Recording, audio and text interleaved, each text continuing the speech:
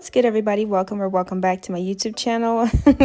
I love her face right there. She didn't know I was going to record her. But anyway, jumping right in, we're doing the individual illusion method for the faux locks. And this is the braiding pattern that I did on her hair. It's just, if you don't know, to give the illusion of individual locks without actually having to do them. So then these are the colors that we're using. M1B/27 as the highlight in natural 1B. We ended up using about 4 packs, maybe less than 4, because I still had some left over. Now this is really self-explanatory. After you do the braiding pattern, you just begin to crochet, and this is where it really just goes by super quick. All you need is a crochet needle and the hair, and then you can see what I'm doing here. I'm just putting the hair on the the crochet needle, and then I'm sliding the hair through the braid, and then you'll be able to see that a good number of times here, and then I'll show you what to do after the back half is complete.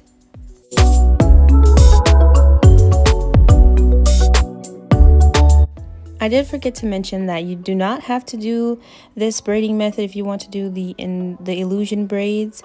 You could do the illusion braids the entire way of the head, but I chose to do that on just the top half because this is what my mom wanted to do. And to explain the braiding pattern, what I did was I parted the hair in half from ear to ear, and then the front half is the illusion braids, and then the back half is regular cornrows, and then I just connected them within each braid, and then I'm just going in and starting to crochet, and it really is that simple.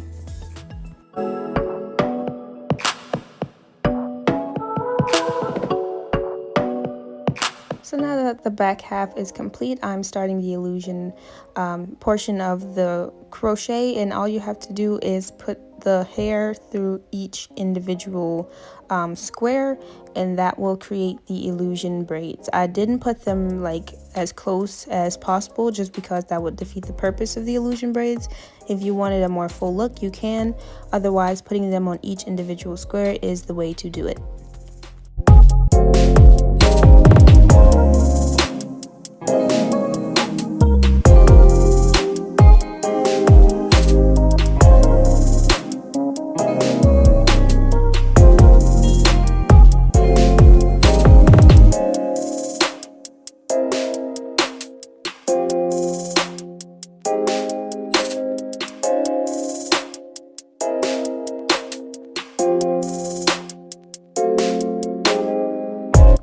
There's also no method that I'm using specifically to put in the highlighted pieces.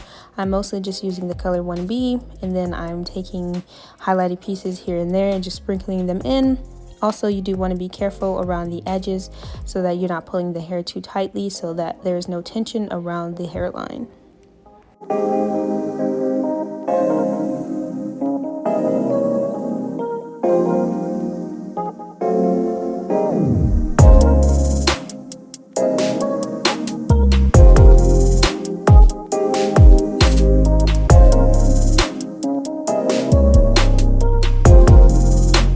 Sorry for the lighting change here, but it is the same that I've been doing on the other side and in the back of the head. You just want to continue putting the hair on each individual square and continue until you're completely done.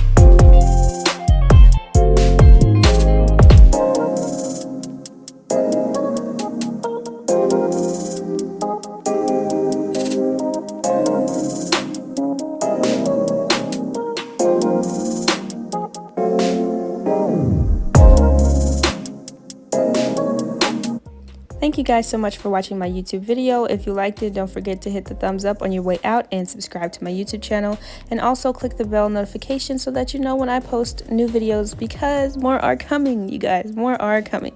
So I will let you guys see my mom's reaction to how her hair came out, but yeah, I'll see y'all in the next one. Bye.